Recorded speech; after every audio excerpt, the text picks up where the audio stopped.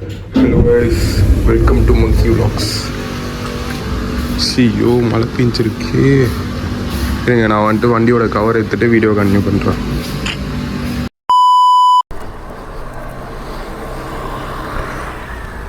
வண்டியை பாருங்களேன் எவ்வளோ பலன்னு இருக்குன்ட்டு. தெரியுதா? வண்டி கரெக்டாக வாட்டர் வாஷ் பண்ணுறேன். நீ அதுக்கு அடுத்த நாள் தான் மழை பெய்யும்.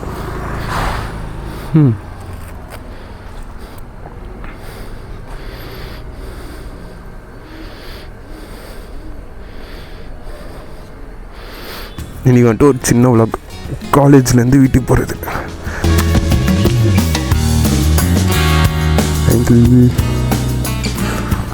கரெக்டாக தான் இருக்குன்னு நினைக்கிறேன். ஐயோ பெட்ரோல் வேறு இல்லையே, போகிறப்போ பெட்ரோல் வேறு போடணும்.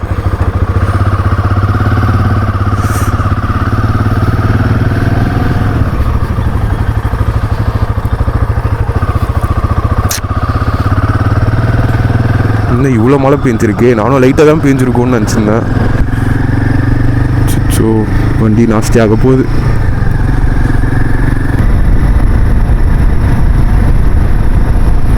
ஸோ டைம் 7:15 ஆயிடுச்சு. டைமை பார்க்கவே இல்லை.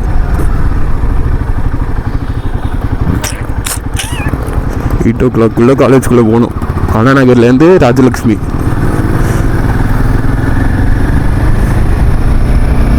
ராஜலக்ஷ்மி இன்ஜினியரிங் காலேஜ் தண்டலம் ஸ்ரீபெரும்புத்தூர் கிட்ட இருக்கு. அண்ணா நகர்லேருந்து இப்போ அங்கே வரைக்கும் போகணும். 30 kilometers வரும். 30 kilometers. டைம் இன்னமும் 45 minutes இருக்கு, போயிடலாம்.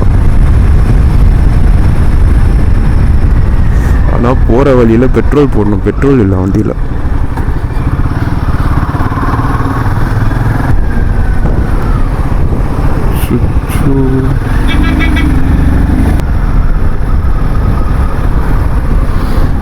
Red hot.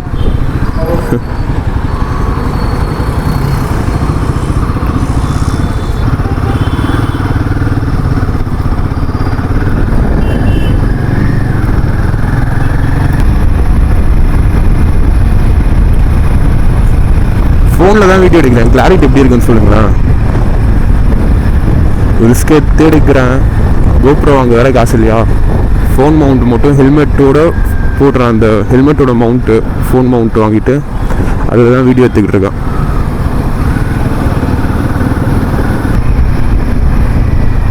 கிளைமேட் வேறு சூப்பராக இருக்குது. ஆனால் ஒரே ஒரு கவலை என்னென்னா, வண்டி ஃபுல்லாக அழுக்கிடும். வண்டி அழுக்கிடுமே, அதுதான் வெறுப்பு மழை பெஞ்சா. என் வண்டி 2 வாரமாக ரொம்ப மோசமாக அழுக்காக இருந்தது. மழை பெய்யும் திரும்பி அழுக்குனேன்னு ஆகும்ட்டு அப்படியே விட்டேன். 2 நாள் முன்னாடி தான் வாட்டர் வாஷ் விட்டேன். பார்த்தா திரும்பி மழை பெஞ்சிச்சு.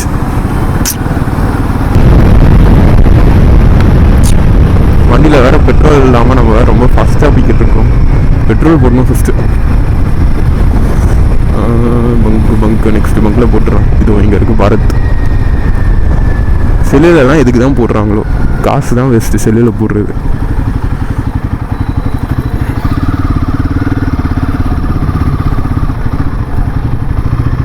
பண்ணுறேன்.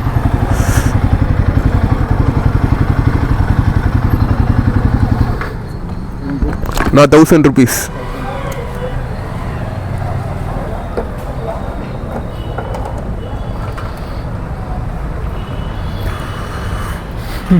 பெட்ரோல் ரேட் 100 ரூபா. இப்போ குறையுமோ?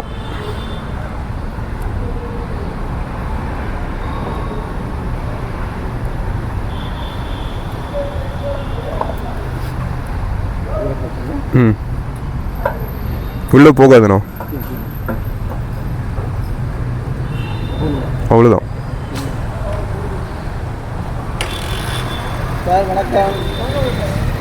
ஐயோ பேமெண்ட் வேறு ஃபோனில் இருந்தால் பண்ணணும். 1000 rupeesக்கு போட்டாச்சு. சரிங்களா, ரீசெட் பண்ணிக்கலாம். 00. ஓகே, மழை பெஞ்சிருக்கு. ரோட பர்ஃபார்மன்ஸ் ரியர் ஏபிஎஸ் ஆஃப் பக்காவாக இருக்கும்.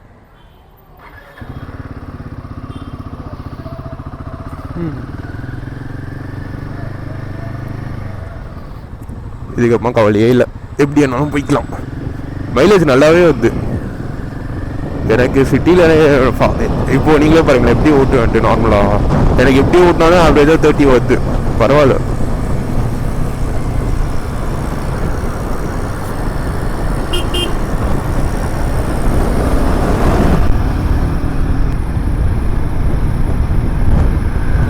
எனக்கு ஏதாவது ஒரு நல்ல மைக் சஜஸ்ட் பண்ணுங்களா? இந்த மைக்கில் ரொம்ப லைக் காற்று சவுண்ட் அதிகமாக கேட்குது. மைக் குவாலிட்டி நல்லாவே இல்லை. நான் கஷ்டப்பட்டு நல்ல இதுதான் வாங்கி போட்டிருக்கேன். நார்மல் விலாக் நின்று பேசுறதுலாம் நல்லா இருக்கு. இந்த மாதிரி பைக்கில் போகிறதுக்கு மோட்டோ விலாகிங்க்கு நல்லா இல்லை. மோட்டோ விலாகிங்க்கு ஒரு நல்ல மைக் சஜஸ்ட் பண்ணுங்களா? ஸோ 60K ஃபோன் ரொம்ப ஆடுது. மொபைல் ஹோல்டர் வேறு ரொம்ப லூஸாக இருக்குது, பயமாக இருக்குது. ரிஸ்க் எடுத்து ஓட்டிக்கிட்டு இருக்கேன். பேசிக்கிட்டு ஓட்டுறதுனால டைம் போகிறதும் தெரில. 7:25 ஒரு 35 மினிட்ஸில் இங்கேருந்து ஒரு 20 கிலோமீட்டர்ஸ் இருக்கும். 20 கிலோமீட்டர்ஸ் 35 மினிட்ஸில் போய்க்கலாம். ஹிமாலயன் என்ன கலர்? சேம் பிளாக் கலர், நல்லா இருக்குல்ல? ஐயோ ஒரு வண்டி பாருங்களேன், நீங்கள் ஓட்டினதில் டயர்லாம் எவ்வளோ அழுக்கு வச்சுட்டு நம்ம வண்டி அப்படி தான் இருக்கும். திரும்பி வீட்டுக்கு போயிட்டு வாட்டர் வாஷ் விடணும்.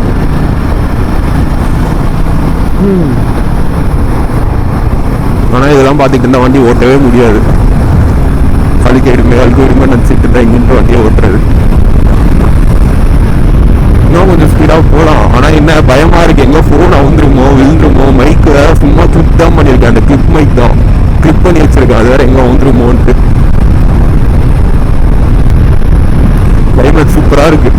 ரொம்ப மழை பெய்யாம லைட்டாக தூரிக்கிட்டு, லைட்டாக ரொம்ப கம்மியாக லைட்டாக தூருது. சூப்பராக இருக்கு கிளைமேட்.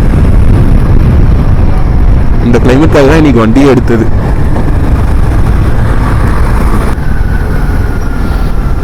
ரோடு வேறு ரொம்ப தனியாக இருக்கு. பெண்ட் பண்ணவும் பயமாக இருக்கு. ஸோ போகலாமா வேண்டாமா? அமுக்கிட போகிறோம். எப்போவுமே இந்த மாதிரி டைமில் லெஃப்ட் சைடில் ஓவர் டேக் பண்ணுங்கள். லாரியெல்லாம் இந்த மாதிரி கவுஸ்லாம் ரைட் சைடில் ஓவர் டேக் பண்ணணும்னு நினைக்காதீங்க. ஏன்னா அவங்களுக்கு ரைட் சைடில் தான் மார்ஜின் தெரியும். ஏறுறதுக்கு கட் பண்ணுறதுக்கு அவங்களுக்கு ரைட் சைடில் தான் ஏறுவாங்க எப்போவுமே எல்லா லாரி டிரைவர்ஸுமே. டேர்னிங்ஸில் லாரின்ட்டே இல்லை, லாரி பஸ்ஸு பெரிய லாங் வெஹிக்கிள் எல்லாமே ரைட் சைடில் தான் ஏறுவாங்க. அதனால லாங் வெஹிக்கிளை டேர்னிங்கில் ஓவர் டேக் பண்ணணும்னா ரைட் சைடில் பண்ணாதீங்க, லெஃப்ட் சைடில் பண்ணுங்கள்.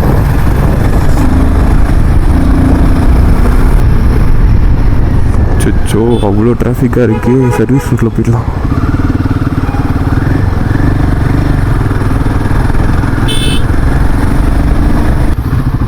பழைய ஹிமாலயன் ஒயிட் கலர்.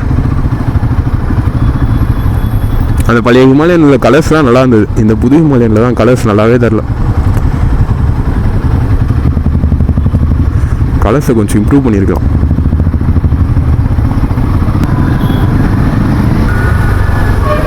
வைசரை மூடிக்கிட்டு வேற ஓட்ட முடியல. வைசர் ஃபுல்லாக ஆகாது. அது பத்தாதுன்ட்டு கண்ணாடியை வேற போட்டு தொலைச்சிருக்கேன். கண்ணாடியும் ஆகாது, வைசரும் ஆகாது. டெய்லி காலேஜுக்கு பைக்கில் போகிறதே ஏதோ ஒரு லாங் ட்ரிப் போகிற மாதிரி இருக்கும். ட்ரிப்பு போகிற மாதிரி டெய்லி 30 கிலோமீட்டர் காலையில், டெய்லி 30 கிலோமீட்டர் ஈவினிங். ஏன் தானும் எல்லா இன்ஜினியரிங் காலேஜுமே இவ்வளோ தூரத்தில் ஒரு காட்டுக்குள்ளே கட்டி வச்சுருப்பாங்க. அங்கே போயிட்டு வர்றதே ஒரு பெரிய டாஸ்காக இருக்கும். டி கண்ணாடி கூட இல்லாமல் எப்படி வரான்? ஸோ இவங்கெல்லாம் பார்த்தா அப்படியே இஷ்டத்துக்கு வராரு.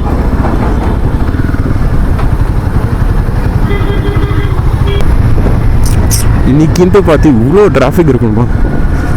இங்கெல்லாம் நல்லா அவ்வளோ ஃப்ரீயாக இருக்கும். சோ வண்டி லாஸ்ட் ஏச்சு சேரெலாம் கால் மழுது. இந்த வண்டி என்ன புதுசாக இருக்கு.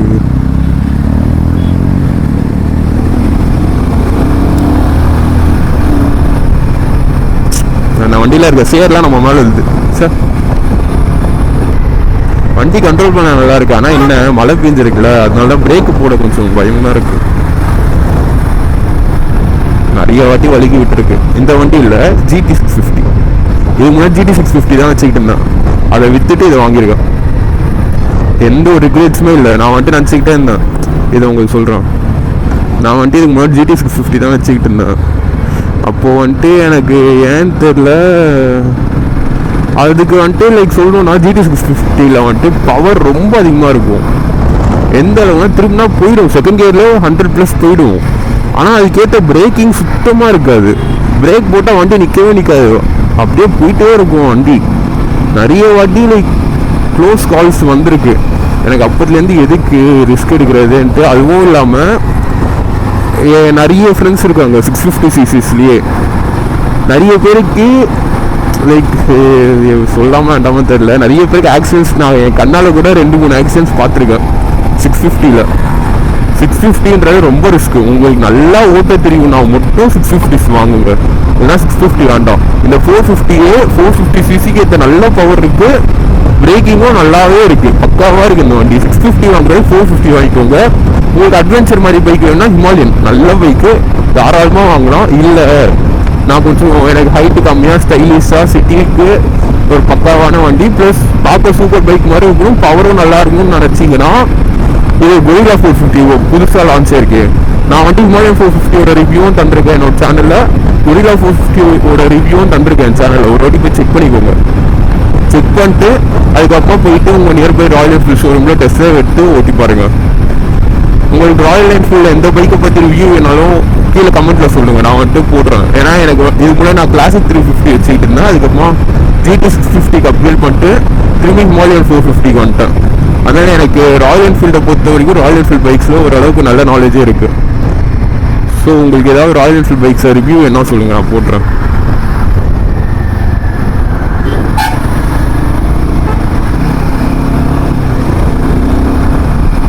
எனக்கு இந்த ராயல் என்ஃபீல்ட் சீட்டிங்கை விட கொரில்லா 450யோட சீட்டிங் கம்ஃபர்ட் நல்லா இருந்தது. இதில் ஒரு மாதிரி சறுக்கி கீழே விட்டுது. எனக்கு இந்த சீட்டிங் அவ்வளோ பிடிக்கல. ஹிமாலயன் 450யோட சீட்டிங் பொசிஷன் எனக்கு அவ்வளோ பிடிக்கல. கொரில்லா பக்காவாக இருந்தது. எனக்கு கொரில்லா சீட்டிங் பொசிஷன் ரொம்ப பிடிச்சிருந்தது.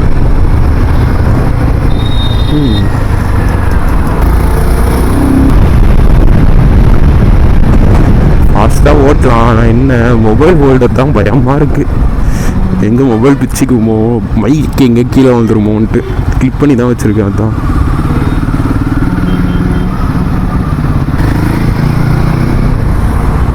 இதுவும் இல்லாமல் இந்த வைசர் வேறு அநியாயத்துக்கு ஃபாக் ஆகுது. வெயில் இருந்தால் ஃபாக் ஆகாது, இந்த மாதிரி மழை டைம் ஆனாலே போதும் ரொம்ப ஃபாக் ஆகுது. ஆன்டி ஃபாக் கோட்டிங்கும் போட்டிருக்கு, இருந்தாலும் ரொம்ப ஃபாக் ஆகுது.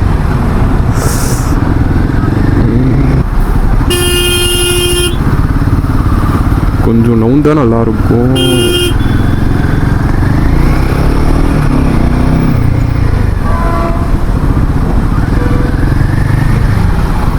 இந்த தப்பு பண்ணக்கூடாது, நடுவில் போய் மாட்டிப்போம். போயிடலான்னு நினைக்கிறேன், வாங்க போகலாம்.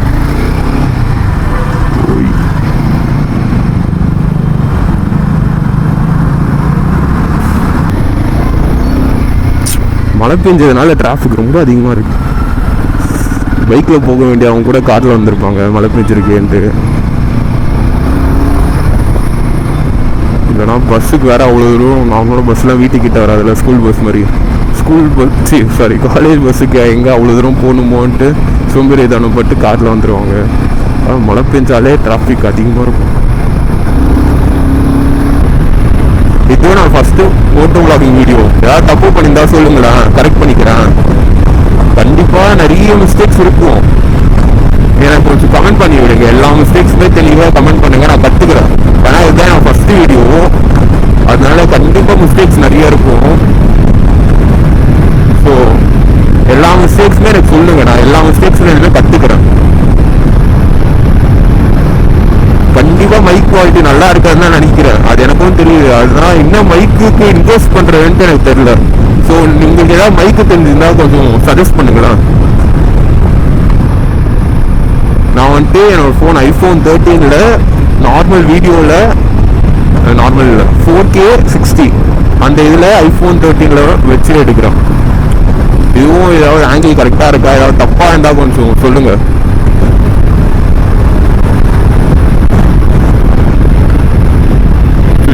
ஃபோன் ரொம்ப ஆடுது, பயமாக இருக்கு.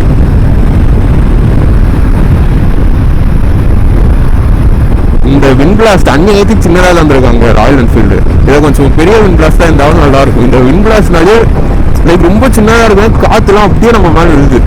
அதனால இவ்வளோ இதாகுது வண்டியில். வின் பிளாஸ்ட் இந்த வின்சீல்ட்னாலேயே வின் பிளாஸ்ட் அதிகமாக இருக்குது, ரொம்ப சின்னதாக தந்துருக்காங்க. நம்ம இப்படி ஓட்டியும் பாருங்களேன், 31.4 வந்திருக்கு ஆவரேஜ் மைலேஜ், 18.7 கிலோமீட்டரில். இன்னொரு 7 கிலோமீட்டர் இருக்கும்னு நினைக்கிறேன். 746 போயிடலாம்.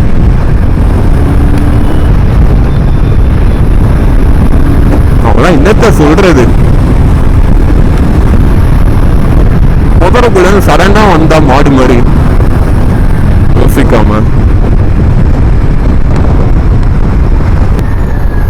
இங்கெல்லாம் மழையே இல்லை பாருங்களா, இருக்கு கம்மியாக பெஞ்சிருக்கு, ட்ரை ஆயிடுச்சு அதுக்குள்ள.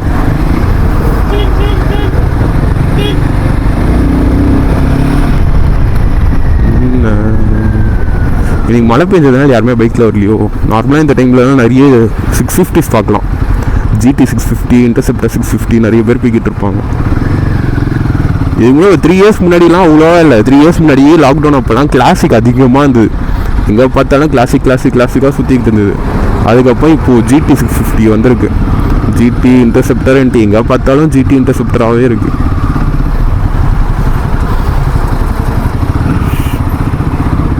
பள்ளி இருக்கு. எஸ், ஐயோ முள்ளு செடி.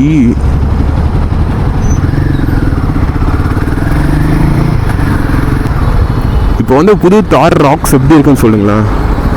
எனக்கு என்னமோ பிடிச்சிருக்கு. நிறைய பேர் நல்லா இருக்குன்றாங்க, சில பேர் நல்லா இல்லைன்ட்டும் சொல்கிறாங்க.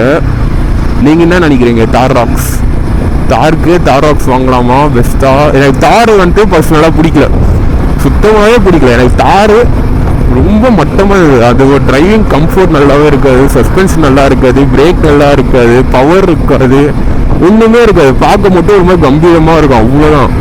ஆனால் இப்போ வந்து தார் ராக்ஸ் அது எல்லாமே லைக் கரெக்ட் பண்ணி நல்லா விட்டுருக்காங்கன்னு சொன்னாங்க. நீங்கள் யாருக்காவது தெரியும்னா சொல்லுங்களேன் தார் ராக்ஸை பற்றி.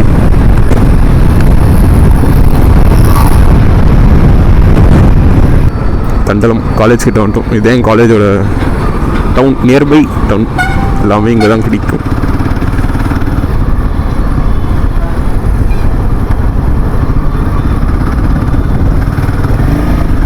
உங்களுக்கு தெரியுதா இந்த SS ஹைட்ராபாத்? இதுதான் ராஜலக்ஷ்மிக்கு, ஸ்ரீ வெங்கடேஸ்வராவுக்கு, சவிதாவுக்கு எல்லா காலேஜுமே இதுதான் ஒரு அட்டி ஸ்பாட். ஒரு நல்ல ரெஸ்டாரண்ட் இங்கே தான் இருக்குது, லைக் நியர்பை லொக்கேஷன்ஸில். அங்கே தெரியுதா காட்டுக்குள்ளே, அந்த காட்டுக்குள்ளே இருக்கிறதா எங்கள் காலேஜ். பார்க் பண்ணிட்டு 1 கிலோமீட்டர் நடவு போகணும். உள்ளாவது விட்டால் நல்லாயிருக்கும், அப்படியும் இல்லை. இங்கே கேட்டுக்கிட்டே என்ட்ரன்ஸ்லேயே பார்க் பண்ணிட்டு 1 கிலோமீட்டர் காலேஜ் உள்ளே நடந்து போகணும்.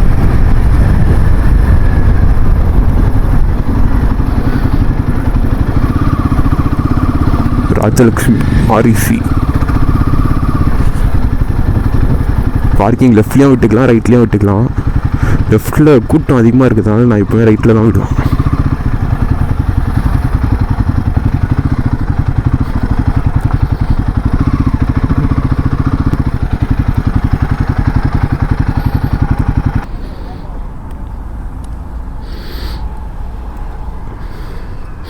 அச்சோ, வண்டி இன்னும் இப்படி ஆயிடுச்சு தெரியுதா? திரும்பி ஆட்ராசின்னு வீட்டுக்கு போனதுக்கப்புறம் இந்த மலைக்கு இப்படி ஆயிடுச்சு தெரியுதா உங்களுக்கு? இருங்க காட்டுறேன்.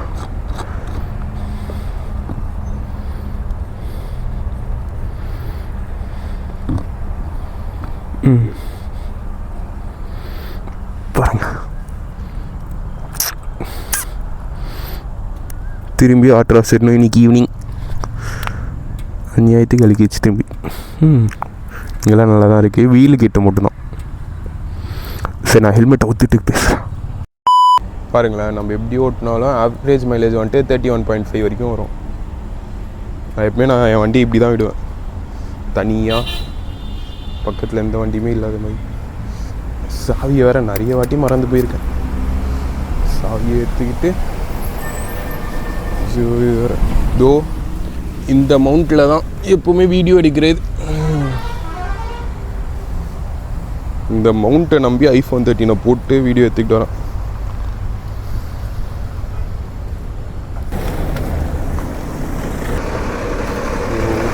ஃபுல்லாக இந்த மாதிரி செக்யூரிட்டி கார்ட்ஸ் இருப்பாங்க கேட் போகிற வழி வரைக்கும். கேட்டை பாருங்களேன் எவ்வளோ தூரத்தில் இருக்குன்ட்டு. அவ்வளோ தூரத்தில் கேட்டை தாண்டி இன்னொரு 500 மீட்டர் கேட்டுக்குள்ளே போகணும். அப்போ தான் காலேஜ் கேம்பஸே வரும். இந்த காலேஜில் எனக்கு பிடிச்சதே இந்த செடிங்க தான். சுற்றி ஃபுல்லாக செடிங்களாக இருக்கும், நல்லாயிருக்கும். இது அங்கே தெரியுதா அரிசி, அவ்வளோ தூரம் இப்போ போகணும். பார்க்கிங்லேருந்து அவ்வளோ தூரம் நடந்து போகணும். இப்போ அந்த கேட்டு தாண்டினதுக்கப்புறமா பேச விட மாட்டாங்க. நான் இதோட வீடியோ எண்ட் பண்ணிக்கிறேன். பேச விடுவாங்களேடா? அதெல்லாம் விட மாட்டாங்க. பிடிச்சிருந்தா லைக் பண்ணுங்கள், ஏதாவது தப்பு பண்ணியிருந்தால் சொல்லுங்கள் கமெண்ட்டில், கற்றுக்கிறேன். அப்படியே நல்லா இருந்ததுன்னா சப்ஸ்கிரைப் பண்ணிக்கோங்க நல்ல நல்ல கண்டென்ட்காக.